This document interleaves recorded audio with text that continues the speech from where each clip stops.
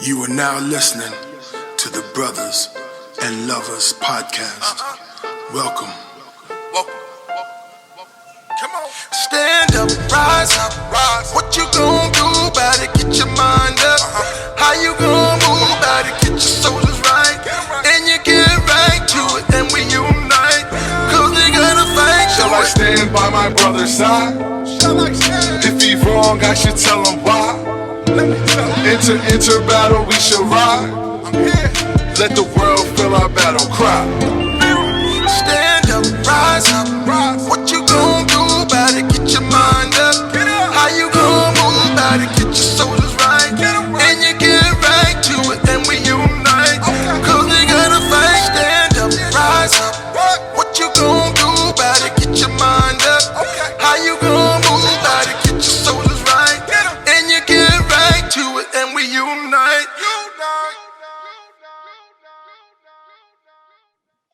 I'm a little late. I'm late on. I ain't seen no video. welcome, gentlemen. Welcome. I go by the name Off City.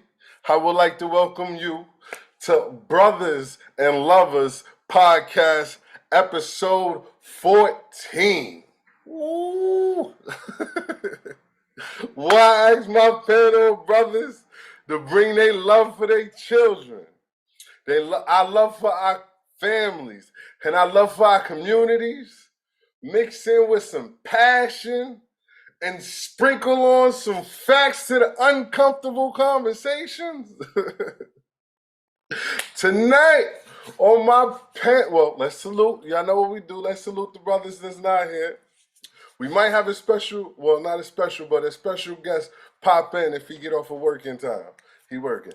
But let's salute Brother Harv and Brother Damo. All right?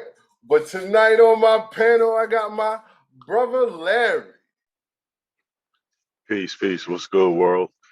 It's Larry Harrison back at it again, man. You know, we doing it for the culture. King Noah, Elijah, it's for you. I love you. Yes. And I also got my brother Ron. What's going on, man? This is Ron Crosby. It's definitely always a pleasure to be here. I'm looking forward to a good conversation tonight. I appreciate it. Yeah. Okay. All right. Tonight, I'm going to sit back and Brother Ron is going to lead this conversation. So you go ahead, Brother Ron. This is all yours. You got the floor.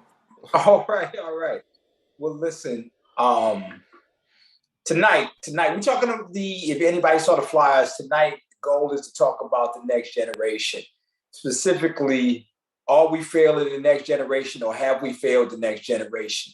How do we get to this conversation? Well, we just look around us and we see all kinds of things going on with the younger people in our society. And just to throw a couple stats out there, I read something very interesting, and it said within the next 24 hours in the United States, 1,439 teens will attempt suicide. 2,795 teenage girls will become pregnant. 15,006 teenagers will use drugs for the very first time. 3,506 teens will run away. And probably the most sad stat, 2 teenagers will be murdered.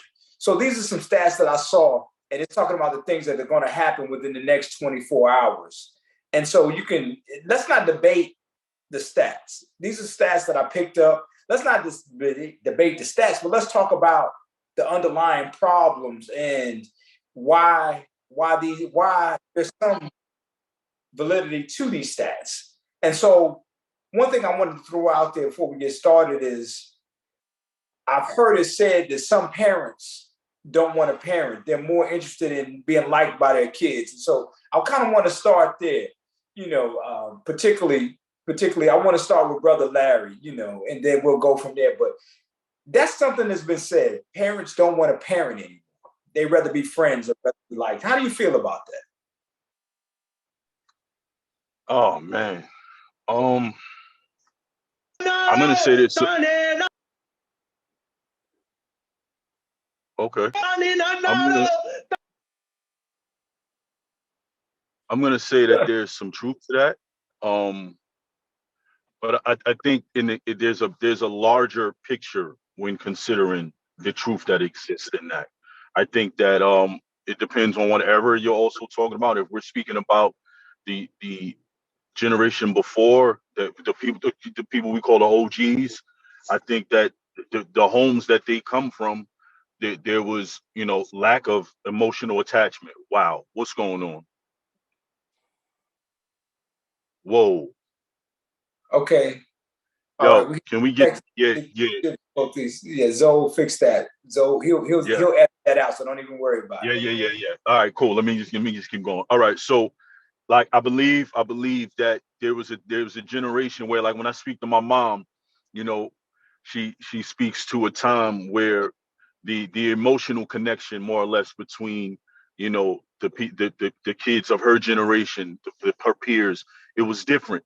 There was a different connection where mom and dad were really like mom and dad, and there was an emotional connection to maybe one, but not so much both, and it was either dad or mom, or so when you get to this era now, which is our parents parenting us as adults, there is somewhat of a, I guess, a friendship, a bond built where you still know who's mom, who's dad, but we cool. You know what I mean? Like, we not friends, but we good. Like, you can come kick it with me. You got a voice, but understand their boundaries. With keep that degree of respect intact. And then you get to the era that's right after us, where you got young parents having babies, and I don't think they necessarily know how to bridge the gap between trying to be friends and being a parent, because they're young themselves. So the only thing they really are building is a friendship. Because they're almost like peers, to an extent, because they're so young. The child is so young, they're still developing, trying to become an adult, and now you're a child with the child. So you almost grow together. So it's almost like a natural thing for them to become friends of their children. That's my take. Okay. All right, but just to stay with you for one more second though, that's nothing new, is it? I mean, hasn't it always been the case where you had young people becoming parents? I mean, grandmothers been raising their grandchildren for years. I mean, sometimes the parents went off, moved to another city. Sometimes they stayed home, but this is not new. So why do you think it's different now? Well, because Big Mama back then was different. Because Big Mama really did raise your daddy, your uncles, your aunties. Like, they still came in the house. Big Mama 60.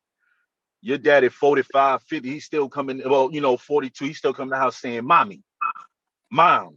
You know what I'm saying? It ain't, "Yo, ma, what's up?" Now it's "Mommy, hey, mom, how you feeling?" Now, Big Mama young. Big Mama only about 12, about 15 years older than your mama. So Big Mama out there, she's still trying to live her life too. So I think, to my point, what I'm saying is, I think the values that were instilled were different. There was a different value setting to Big Mama let you know back then, "I'm keeping, I ain't raising. I'm gonna keep these kids, but I ain't raising them. I'm not raising them for you to go do you." Now, you know, grandmama don't have no choice but to keep the kids, because she can't find where your mama at. Can't find where your daddy at. Right. Mommy and daddy out in the street, either fighting, and Big Mama trying to protect you from what essentially you shouldn't see growing up. So I think that's the difference. It's just a different set of values. It was established back then. Like, I'm gonna keep them, but you make sure when you gonna be here at this time, because this one I'm done. At this time I'm done. You mother, I'm not their mama. I'm not raising. I raised you. You gonna raise yours. So I think it was a different code of conduct back then. Okay. So Off City, I wanted you to go second because everybody has had the opportunity to see you interact with your dad. Not your mom, but I want you to address that question. But that's why I wanted you to go last, because we've seen you and your dad interact, and it's almost like y'all were friends. But that thing that Larry mentioned about that respect and boundaries, you can still see that too, because he act like, I still tighten you up if I need to. But it was, so address that, brother. Address that. Well, me growing up, I did have the boundaries, and it's, how can I put it? For the longest of time, like I didn't have a voice growing up either. So like, at least with my father, it was kids should be seen, never heard. You know what I mean? He used to really live that philosophy. That's, I don't know, that kept the line. Like, you know what I mean? That kept, like, you could joke, you could, when that serious face come, like, all right, I gotta go. Like, uh, but I have seen. I do think it's because, oh, honestly, because a lot of people nowadays who having kids, they're not grown, so they're trying to grow up with their, they're growing up with their kid. Like, it's a big difference when, like, back in the day, like, you know what I mean? Yeah, you were growing with your kids, but it was I'm I had my fun. You know what I mean? Like, now I'm settling down with my kids. So, like, I guess my mother always said she had a chance, so she made sure she gave us a chance. That was always her motto. So she was like, "Hey, I did everything I possibly can to make sure you were good, like, and make sure everybody was straight." But nowadays, parents is just, they mostly about themselves being straight. But So let me ask you then: do you think it's possible to be both a parent and a friend? I'm gonna ask both of you, but is it? um, Are you friends with your dad? Are you friends with your mom? I mean, Well, it's age. I think at a certain age you do. I believe this is, understand this is what I believe. From a child from 1 to 2, you don't really. They just explore. They're exploring the world. You know what I mean? Like, they just trying to understand the world. And then I say, like, because I got disciplined all the way till I was like probably like 16, 17, like, you know what I mean? But you discipline, you, like, as I guess, as I showed maturity, or as I showed that I can handle stuff, they eased off on the ropes, I guess you could say, and let me find myself. But and that's not what I personally feel. You grow with your child, like Brother Larry said a couple of shows ago. It's when you know your child, you actually pay attention to your child. When you give them responsibilities, and that's what I believe. As a child grow up, you start giving them responsibilities what they can handle. awesome. But So when you turn to adult, you can be friends as all you want. Like, hey, you cool. Like, I've done my child. Like that. So you think there's an age at a certain point? Obviously, you're not going to be friends with a 6-year-old. Okay. Yeah. But there's a point, obviously, when you're 50, 40, 50 years old, 30, maybe so. But what about, I'm talking about those teenagers, those, where they really need that guidance. And I think some parents are maybe too, well, it's been said that some parents are afraid of their children getting mad with them. And I say, I don't know. It's a lot of different things. Do believe that. But I also do believe, because they wasn't, you know what I mean? Like, a lot of kids, they didn't have no strict guidelines. So they're like, hey, it worked for me, it's gonna work for my kid. Like, you know what I mean? And that's where I think the downfall really started going downhill, because it didn't work for a lot. It didn't work. like, you know what I mean? Like, because you're living doesn't mean it worked. Like, you know what right, I right, mean? right. So what you say, Brother Larry? Brother Larry, speak on that. So I'm gonna start off by saying this. I believe that evolution is a real thing, and I think that every era, just like we went from the television with the antenna connected to it in the back with the screws, where when you didn't have that, you could throw a wire hanger on and you had to click, click, click to get to your channel. Once you skipped it, you had to go all the way around. Black and white. Now we had color TV. Now we have 4KV. You know what I'm saying? So I feel like I say that to say, I think that the world that we live in today, there is much more out there to be talked about. And I think every era has had its thing. But the era that we come from, the era that you come from, Brother Ron, and then the era that we come from, off city, I think we had our things where our parents, they were involved in the midst of what was out there. And I think that every era calls for a different tactic, a different blueprint. And I think in the era that we live in now, to answer your question, Brother Ron, do I think it's possible to be a parent and be a friend? I think that it's mandatory that you be a parent. But I do think that it's also mandatory that you find a way to build and bridge a relationship with your children to where they understand that they understand chain of command. Like, I am the head, but I also don't want to leave closed doors because the world is too scary of a place to give you more reason to shut down and less reason to communicate to me what's going on. And if you understand people and you understand relationships, it's give and take. No, I can't give you the dinner table to eat off of, but I can give you a seat at it. And within that seat, whatever is placed in front of you is yours. And I think that that's essentially where we are right now. Like, I have a 2-year-old and a 4-year-old. My 4-year-old calls me his best friend. He sees that, and yet I am an authoritarian. I am this is what I said. This not up for debate. But there are times where, because I'm a human being, that I find myself having a conversation with my 4-year-old as if I'm to be swayed by what he wants to do. It's a natural thing because we're human, and the only tool we have to understand one another is communication. But sometimes you have to reel it back as a parent and say, this is what I said, this is it. And yet it doesn't change the dynamic between me and my 4-year-old. Now you fast forward from 4 to 14, and I'm sure it's going to get a little bit different where no has more value in the red. What you mean I can't do that? Why can't I? Now it's a matter of how big are you? Because if you're big enough, then we don't really need to have a conversation if you're feeling froggy.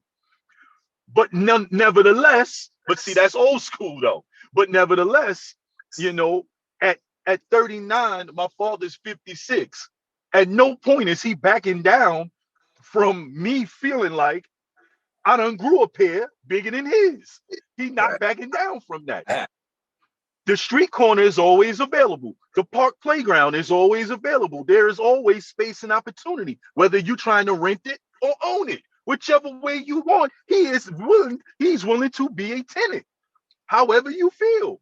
So I say that to say, yes, there is a way to be a parent, not a friend, but more or less a confidant.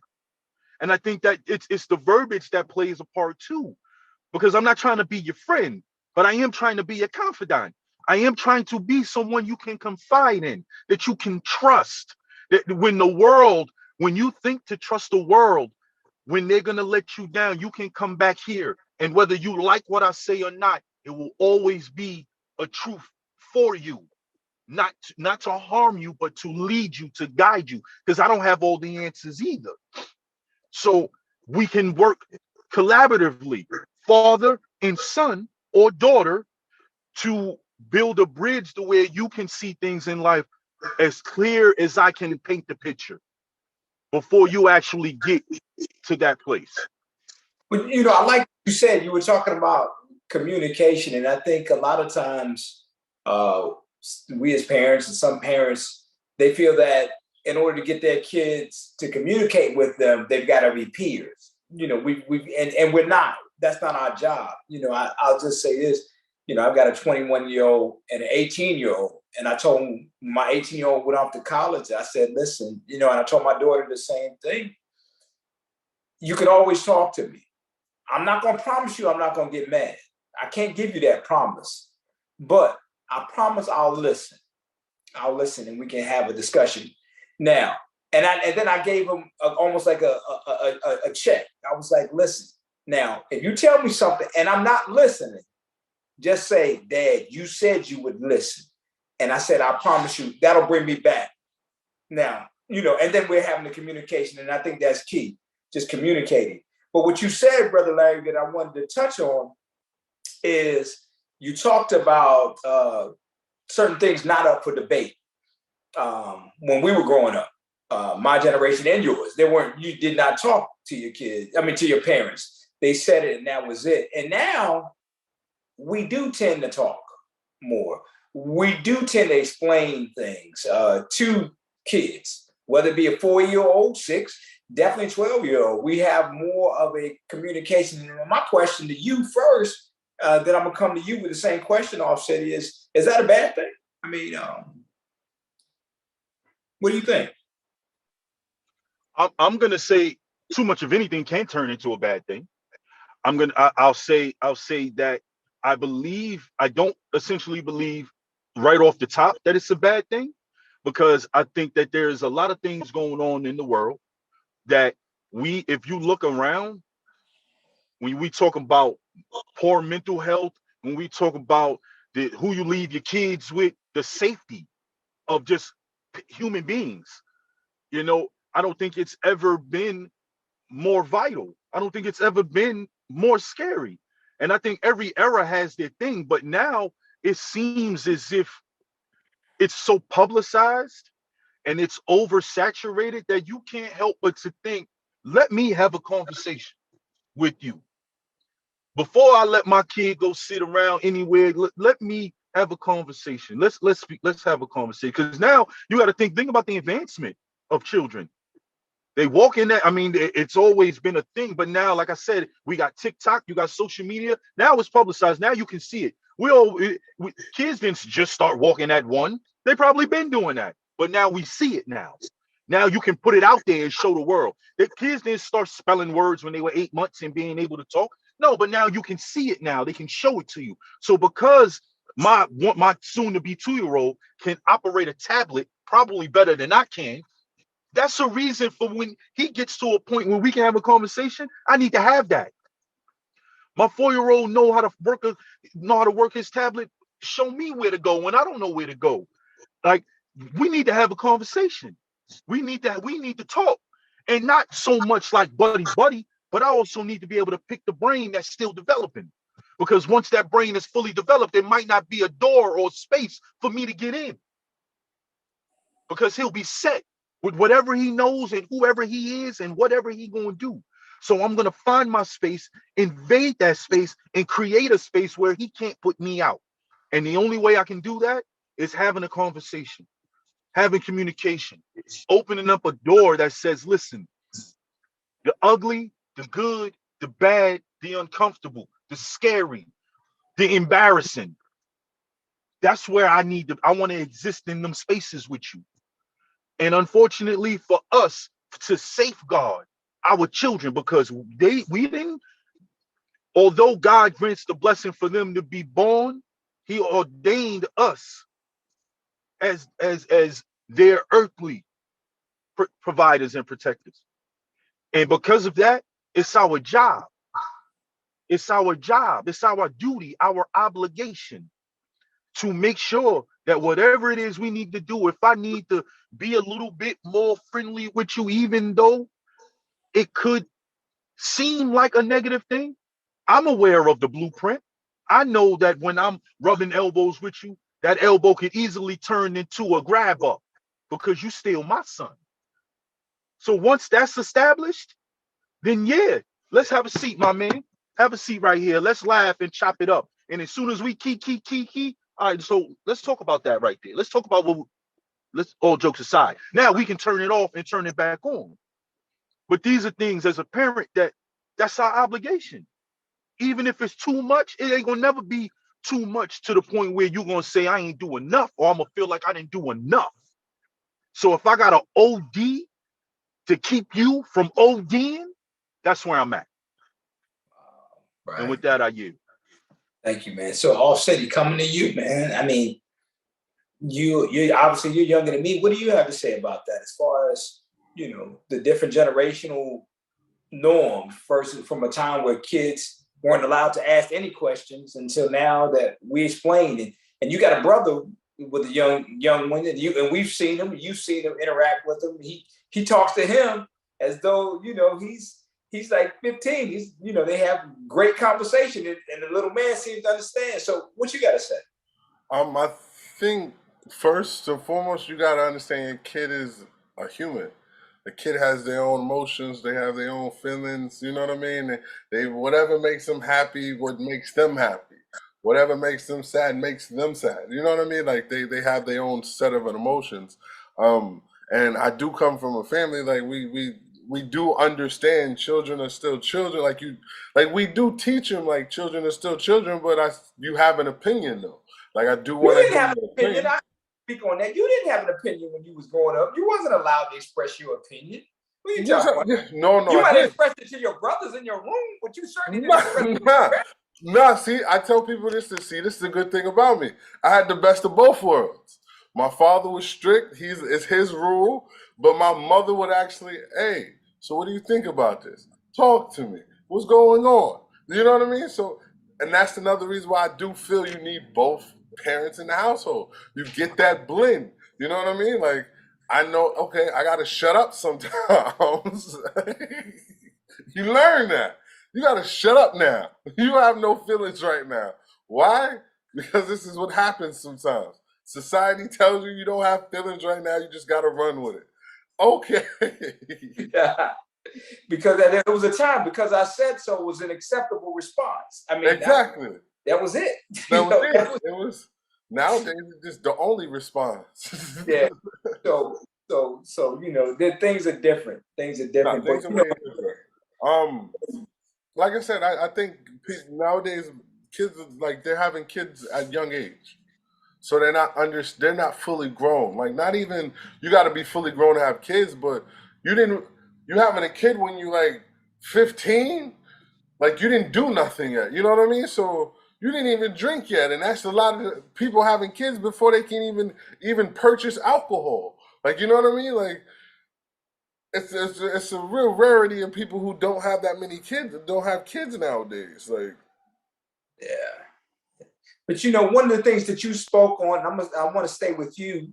The thing that we've been talking about all day assumes there's communication. That's what we keep yeah, saying. We talk about talking, communication, communication. That's everything we talked about is about an ability for the children to talk to us and us to be able to talk with them. But let me play devil's advocate a little bit. I'm going to say that we have failed in teaching the young people on how to communicate. They're great at texting. They are great at doing things of that nature. But can they carry on a conversation? Can they write a letter? Do they have the ability to tell you what's going on, as opposed to just yeah, it's all good. I mean, can they communicate to an older person? Can that 15-year-old communicate to your grandmother in a way that she understands? And I'm going to say, I think we've done a poor job in getting them to the point of communication. And I'm ready to argue. Your turn. Convince me otherwise, or whatever you got to say. I can't convince you otherwise because I totally agree with that. I think we don't communicate. I think I don't know. I can't say when it happened, but it's a thing that nobody wants to seem, I guess, like they don't know something, or you know what I mean. Like communication is hey, break something down to me. You know what I mean? And that's usually where our issue comes into because it's like, oh, I don't want you to break nothing down to me. I know this already. You know what I mean? Like, so we do have bad communication skills. And it's just I don't know. I do agree with that. What about you, brother Larry? You agree with that? We do or we don't? Okay, so let's dive in. I'm gonna say I'm going to agree with you, but I'm going to agree with you only because I believe because you just said something, brother off city, that you don't know where it began. And I'm gonna say it began when the world gave us a way out of our brokenness. The world gave us a way to cover our own brokenness. It's broken because there was a time where people were healing because we were able to talk. And then the cell phone invented text messaging. Yeah. And then text messaging went from a cool thing. And then text messaging is no different than drugs and alcohol. It turned into a vice to hide behind. Yeah. And the reason why I say that is because think about it. The world has been attacking communication for the longest. It's been trying to shut off person to person communication, person to person interaction, to where now you don't got to worry about your kid going to school to get physically beat up. They getting beat up on the internet and committing suicide in their room. Yeah. Cyberbullying is got you more on edge with your children's safety than sending them to school. It used to be worrying about the black van driving down the street to jump out and snatch your kid. That's still a concern, but you also concerned about what they looking at when they online, who they talking to, and they run in a room like, "Mommy, look what they said about me." And then they come, and then 5 days later, they leave, and you never see them again. And the next time you see them, they in a casket because they couldn't help. They didn't know how to communicate to you verbally what was going on. I say that to say the reason why it's important that we now give them, like you said, Brother Ron, we didn't have options. You didn't have an opinion. No, you have to give them an opinion now. You know why? Because the world has given them an opinion. The world has given their opinion on who they should be and who we should be as parents.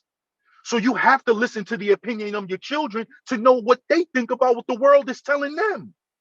Because that's the only way you can infiltrate the poison and the toxicity that's being passed down into the generation outside of our control. Once our kids leave our homes, they're in a world of toxicity, listening to all types of things. And they believe that now when they come home and you're like, "I ain't listening to that, man up." Or you ain't got to listen to that, "I love you." But my love ain't enough when they live in a world where I don't exist 24/7. So I gotta open up that door for you to come home and say, "Hey," because they, believe it or not, because we working all day. I'm at work all day, 12 hours, 14 hours, 16 hours. I don't got time to check social media.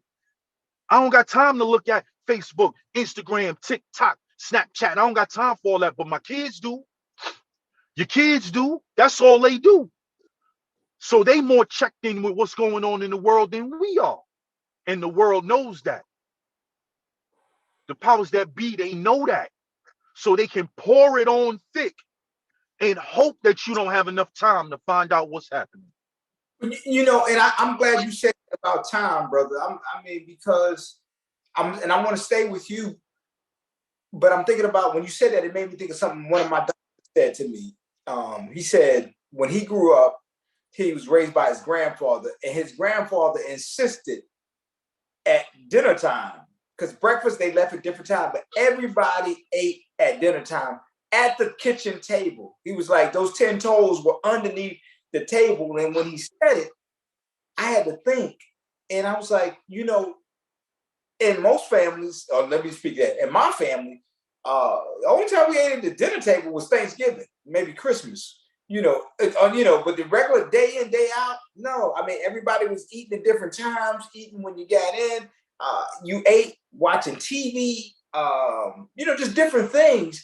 And he said that was a time that his grandfather would find out what was going on. That's how they connected, and it was an uncomfortable conversation sometimes, but grandfather insisted if you was going to eat, you ate at the table. You didn't eat at the, you didn't eat in your room, definitely. You didn't eat at the couch, you ate at the kitchen table. So speak on how do you feel about that? What do you think? I believe it's something that like for me, I didn't grow up with that either. We had a table, but you ate at it at your own, your own leisure. If that's where you wanted to eat at, you know what I mean? Is it a thing that should still be happening? I personally believe that there is no, that was a standard then. I believe the only important standard now is the check-in. I don't care when you check in. I don't care if it's at the table, on your way driving home. Hey, Hey, what y'all doing? You all right? Just check in. I think when you start, I think it worked back then, but homes are broken now. People are broken. And now as a race of people, we just use whatever excuse to not do what we're supposed to do. We just find whatever reason. Listen, I don't care if you live with all your kids or you live with one of your kids or you live with none of your kids. Check in. Hey, what's going on with you? Talk to me. What's up? Check in. Now, to your question, would it be would it be a great thing to be able to do that? To sit everybody down and pick a time during the day, pick dinner, sit at the table, wrap a taste, all phones down, all of that. It would be wonderful. TV off, radio off, let's just chat it up. It would be wonderful. But is it realistic for every family? No. Probably less than more. Probably more unrealistic for most. So then we got to create other ways to find out what's happening. You know why? Because, like I said, suicide is happening with babies, 8-year-olds. I can't take it. 8. Life ain't serious. Life wasn't serious at 8 for me at all. At all. 8 years old, they like, I'm done with school. I'm done with life. I can't take it no more. They hate me. They don't think I'm cool. They don't think I'm pretty. It's all over the internet. It's like, what? I can't safeguard. The world has made it so that the tools that are necessary are the same tools that are predatory. Those same tools, the cell phone, to call your child and know at 10, your child need a cell phone because they're going to school by themselves. Call me when you get home. Call me before you walk into the school and they take your phone to let me know you made it. But it's that same tool that we provide them to safeguard them. It's the same tool that's being used to claim them to the grave, to claim them to a mental institution, to claim them to a rehabilitation center for drugs or alcohol, because they're holding life in the palm of their hands, literally, with a fragile mind. And then when they come and tell us, we so wrapped up in trying to take care of them or being the greatest parent in the world that we forget the only thing that's necessary for them to get to where we've made it to is to be present. Physically, mentally, emotionally, verbally, without judgment, without condition, because they already live in that. The world gives them judgment, puts conditions on who they can be, who they can't be, who they should be. You know the question I get all the time? Because I got 2 sons. I'm a black man, raising 2 black boys to be black men. And I always get the question, how would you feel if one day they came home and said they don't like girls? I would say, okay, well, what do you like? All right, cool. Now that we've established that, you hungry? That's my answer. Thank you for telling me. Now that we've established that, dinner be ready soon. There's nothing else. But the world says that that's not. How could you? Yeah, You're failing them. You failed. You failed that. You failed. You failed them. You failed. You're failing them with that. How? My job is to love them unconditionally. Love them unconditionally, without condition. Without condition. What else is there? What else is there? Well, we did a whole show on that, on the unconditioned. So, okay. All right. So I want to go to Offset. I want to ask them just a slight switch. Okay. We're talking about communications. Yes. But as part of communication, I want to just talk about another way that we're failing, we failed these kids is what happened to manners? What happened to yes, sir, no, sir, yes, ma'am, no, ma'am, with the kids. I grew up, I was born in New York, but I grew up in the South. And in the South, you had to put a handle on somebody's name, meaning an adult. You didn't call them, you didn't call an adult Larry. You didn't call an adult Ron. That's why I got so many uncles that are not anywhere near family, because you had to call them uncle this, auntie that, cousin this, cousin that, because you didn't just talk to them like that. So, what's your take? What happened to that? Was that a bad thing? Or what happened to manners, bro? People stop teaching them manners. That's just no, we the people. What you mean people? You the people. Yeah, through generations. Through generations you stop. I think because this may sound really messed up. A lot of people stop respecting their own parents. So when you stop respecting your parents, you stop thinking about manners. You know what I mean? Like, because with me, at least with me, manners was instilled into me. Like, you know what I mean? I get popped if I'm doing something like not even paying like like how many times I got hit was just thinking nobody around and saying something slick. Right. I'm just saying, like, my pops used to hit me if I didn't grab the bags from my mother. Like, you know what I mean? Like, your mother come in with the bags. Like, what you doing? Like, you know what I mean? Like, the garbage is full. She's like, why your mother don't need to take that garbage out. Like, you know what I mean? Like, certain things, I automatically pump gas. Like, you know what I mean? Like, I don't know, like little things. Like, it's just. And there's also stuff I see my father do as well too, though. You know what I mean? And that's that. Like I do believe. What do you mean? Speak to that. I'm glad you said that. What do you mean? The things you saw your father do. So what do you mean? I see my father do. Like I see my father grab the bags from my mother. Like I seen like my mother has 5 men that she lived with. Like, you know what I mean? Like it was very rare of her grabbing bags, like doing all the. She stayed in a woman. Like I know it sounds crazy, but she stayed in a woman's place. Like she didn't have to. Hey, I got 4 boys and a husband. One of y'all get this. One of y'all get that.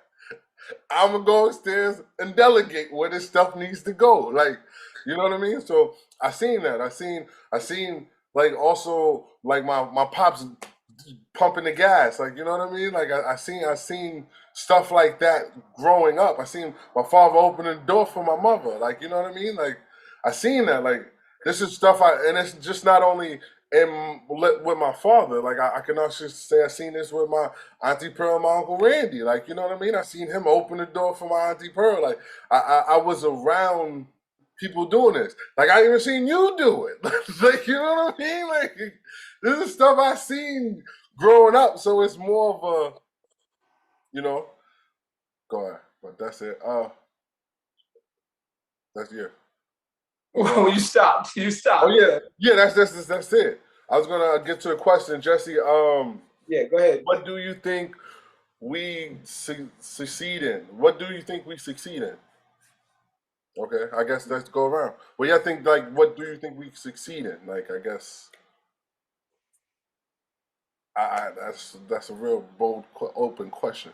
Just well, I get where he's coming from because I've been saying we're failing. So okay, so I guess opposite of what we're failing in. So that's on you then. That's your question.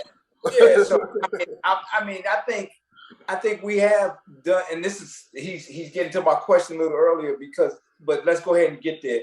Because my next question was, I think a lot of us have a desire to give our children those things that we didn't have. Okay. That was a motivating factor for me personally, and a lot of people that I know, they wanted to give their children the things that they didn't have. Now, I'm not talking about if your father wasn't in the home, you were going to try to make sure you're in the home, or if your mother wasn't in the home, your young ladies out there, they're going to try to make sure that they're in the home and teach their daughters how to be women. I'm not talking about that. I'm talking more about the material things, things that, that you feel that you were lacking or so. And so I think, to answer Jed's question, I think we're succeeding in that because the next generation has way more things. Now, you can debate whether that's a good thing or a bad thing, but I think we've succeeded in providing more things for our kids. We've succeeded in trying to provide them with more educational opportunities. So there are some things that we've succeeded in. But Brother Larry, you've been quiet over there. I want to hear from you.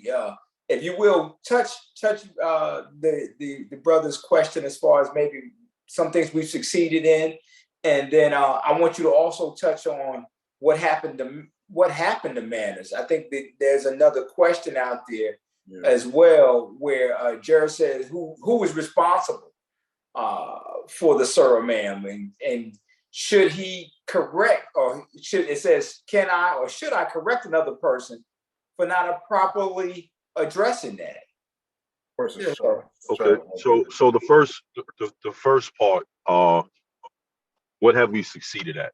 I'm going to agree with you, and I'm going to piggyback on that. We have succeeded in being able to provide, taken from what we felt like we didn't get, or what our parents couldn't afford to provide for us.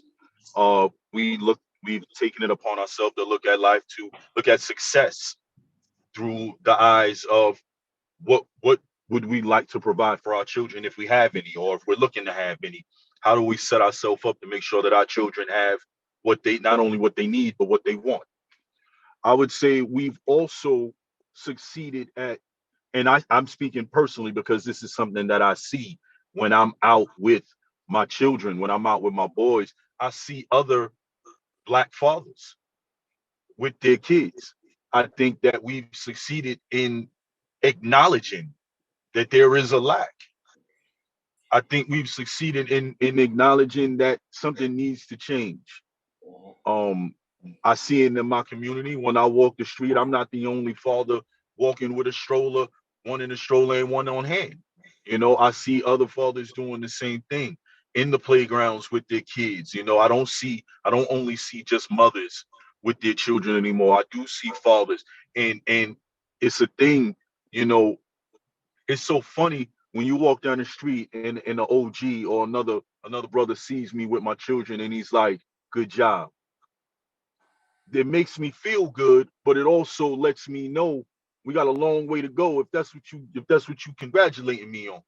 You know what I'm saying? Because don't nobody come to my job and say congratulations for coming to work today. You know what I mean? So why congratulate me on being a dad? Now, although I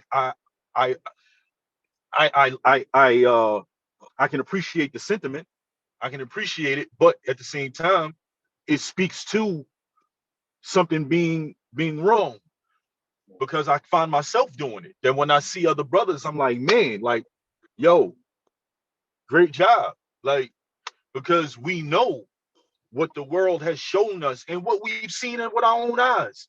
We know a ton of people, a ton of friends, that haven't had a father or maybe even a mother in the home. But I think we've succeeded in provision. I think we've succeeded in seeing the need to be better than what we've come from, so that we can provide more. And there's no shade to what we come from. Our parents did the best they could, but we live in a world where we are afforded the opportunity to do better. So we reach for the stars to do better. You know what I mean? So that our kids can have, live in a neighborhood where, they can go outside and play, or have the latest things, and have an opportunity to go to the nicest school, or whatever the case may be, whatever it is that we feel like the best our money can provide. I hope that answers that first question. To the second question, whose responsibility is it? Well, I'm gonna say, to your point, Off City, where, yeah, you lead by example. So wherever it stopped, that's why it didn't continue. At some point, there was no Big Papa. It was Granddaddy was gone. And we called Granddaddy Sir, not Granddad. So at some point, there was a shift. And I think the shift started with the people. For example, when I first started my new position, there's an older woman, and let's just say her name, let's just say, for keep saying her name is Mary. And Mary is an older woman, and I'm aware of it. So when I first meet her, I say, Good morning, Miss Mary. And she let it go for about 3 times. And by the 4th time, she was like, Larry, uh, Mary is fine. Miss make me feel like I'm old, and Yeah, I ain't old. that's the thing. So that right there changes the narrative. Now, I don't know, I can't say that's for everyone, but that one time I came across that, it isn't the only time. Yeah.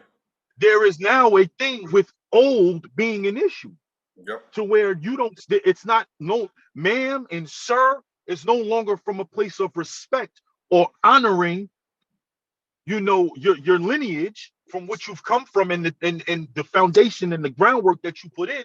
Now it's you saying they're a dinosaur or they're about to be extinct. Yeah. So that's confusing to where abuela don't want to be abuela. Uncle Joe just want to be cool Joe. You know what I mean? He don't want to be Uncle Joe. Because Uncle Joe make him feel like, don't call me Uncle Joe when I'm in the street, because I'm out here doing, you understand? Like they don't want to be that. So there's that. And that has changed. Is it your responsibility, Jared, to correct it? I would say you could try. But if it didn't start with you, if it didn't start or end with you, it's not about the restart with you. I would say get in where you fit in, teach where you can teach. But if you think that the world has offered us a classroom to reinvent the wheel, because that's technically what it is, because it was there and it was pivot. It was there and it was concrete. But when old didn't want to be old no more, we lost it. True. And with that, I yield. So let me just throw this out there too, as far as, yeah, we provided some things. And I think most of us will agree that we succeeded in maybe giving our kids more opportunities than we had. But there's a cost. And I think that's what we failed to recognize. The cost is that the things that we went through, the paths that we had to take, made us who we are today. And when you remove that level of resistance, when you remove that path and make it a little easier, it tends to hinder the building process. And so I think I just wanted to mention that a little bit. And I know time is going to run out. So we got 2 questions. Go ahead. Brother Ron. We got Lamar. Lamar asked, how do we raise our children the same way we were raised when the way we were raised has changed? I'm gonna send that to you, and then Brother Ron, I'm gonna send the next question from Tisha to you. Do you think we were failing? You think we are failing, or is it just harder based upon the world's social media? City, you up? All right. First, I guess it's really, we keep the same morals. If you keep the same morals, the world, you could change with the world, but you know what I mean. Like we'll be more tight. We'll be more of a unit. So it really, you know what I mean. If you have good morals, it's a good foundation. You could build anything on top of it. That's the best way I could think about it. So I think that's the best way. Go ahead. Wow. Okay. So she asked, are we failing or is the world different? I think it's a little of both. I think we have failed. I mean, we have no choice. We have no possibility of making things better if we don't recognize that we've had some shortcomings in this conversation that we're talking about today, as far as why kids are the way they are. Certainly, the media plays a huge role in it. But you know what? For the most part, we have some control over what our kids see. Not the ultimate control, but we do have some control. And then also, when they do see something, it's incumbent upon us to have conversations about what they've seen. Talk to them a little bit. So have we failed a little bit? Absolutely. Is some of this from society, from the world? I think so. But we have to take ownership of that. When the children are doing well, we say, that's my boy, that's my girl, I did this, or we did this. So when they're not, when they're not doing well, we got to take ownership of that too. And like I said, we talked about manners earlier today. We talked about manners. If the manners fell off, just like Brother Larry said, it's because at some point it stopped being driven home. It was no longer required, and then it stopped happening. And so, listen, we got to get ready to wrap up. I appreciate everybody talking. I'm gonna go last, and I'm gonna start with you, Brother Larry. Go ahead, give it to us. Your final closing thoughts. Listen, my final closing thought is this: whether it be social media, whether it be whether it be text messaging, whether it be the way we were raised and the way we got to raise them now, it's our obligation to find a way. It is our job to find a way. Grow with the time, get educated with what's going on, and then create your tools within the time that we live in now. Create the tools from what we have now. There is a tool bag out there. Let's get in that bag and utilize the tools that are afforded to us now to create what the next generation necessarily will look like and how they will survive. Thank you. I appreciate you, King Noah. Elijah, please know this episode was solely for y'all. I love y'all. And I'm out. All right. Offsetty, give it to us. Damn, I can't go after that. That's why I'm hosting, so I'm making you go. How about that? No, my thing is, we just make sure we have a good foundation. Like I said earlier, if we just have a good foundation, you all you can do is build just a better house. You know what I mean? Like whatever you build on that foundation is just going to be that much more better. And it does start with just knowing your kid and understanding your kid and just talking to your kid and understanding that your kid is still a person.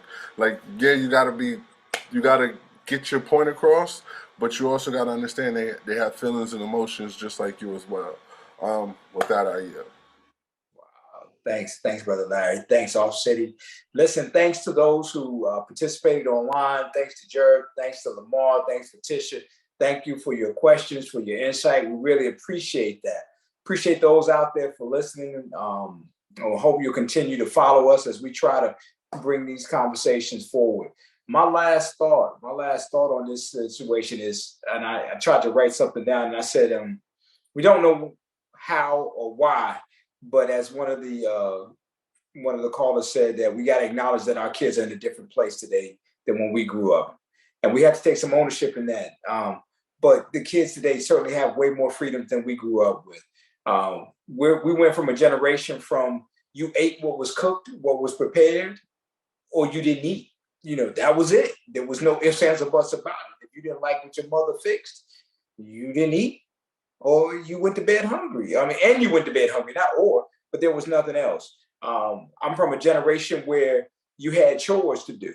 You had responsibilities that you had to do as soon as you got home from school. And when you got home from school, after you did your chores and your responsibilities, then you were made to do your homework as well. And then after you did that, then you changed your clothes and you had to ask permission to go outside. You didn't just run out the door. You asked. So all those things, that's where we grew up. That's where I'm from. That's where, and we're no longer there. Kids don't ask their parents to go outside anymore. A lot of kids don't have any responsibilities or chores. And I think one of the biggest things that we failed is that we allowed our kids to be a part of adult situations and conversations. All too often, kids know exactly what's going on.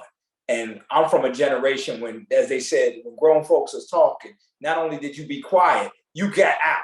You were not there. You were not, and God forbid, if you let it be known that you heard a little bit of their conversation and tried to speak on it, you probably got hit so hard. I'm not advocating that, but I'm just telling you that's where I grew up at. But I do think there was a benefit in that kids knew their place. And you stayed in a child's place, because if you tried to leave that child's place, anyone had the authority to put you back in that place. And with that, I know we're out of time. Thank you so much. We love doing this. And we want to give our shout outs. I'm going to turn that back over to you, Offsetty, with the 34th. All right, yeah. Okay, let's give a shout out to day ones. All right, first let's salute Crosby the Eagle. Yeah, yeah. All right, let's salute Life of Phoenix. Yeah, yeah. Let's salute A Father's Vision. Yeah, yeah. Then Tough Stuff Production LLC. Yes, Yeah. yes. Then PM Prosperity LLC in the building Yes. as well. Yes. Then Star City Cleaner in the building as well. Yes. No doubt. We out here. We got a couple bangers in the building. Nah. All right. Me and my brothers hope that you enjoyed this conversation, and we hope you continue this conversation with your brothers. Let's continue the conversation in the comments. Remember to share the like. If you liked anything, share it, man. Like it and comment. Let's keep it going. Y'all know what we doing out here. Tune in October 2nd where my brother Larry's gonna lead the conversation. And the conversation is, does time and pain make you stronger? Ooh. All right, all right. Now I know with all that being said, y'all know my thing. Walk in love and live in your blessing. All right. We out of here. Rise up, what you gonna do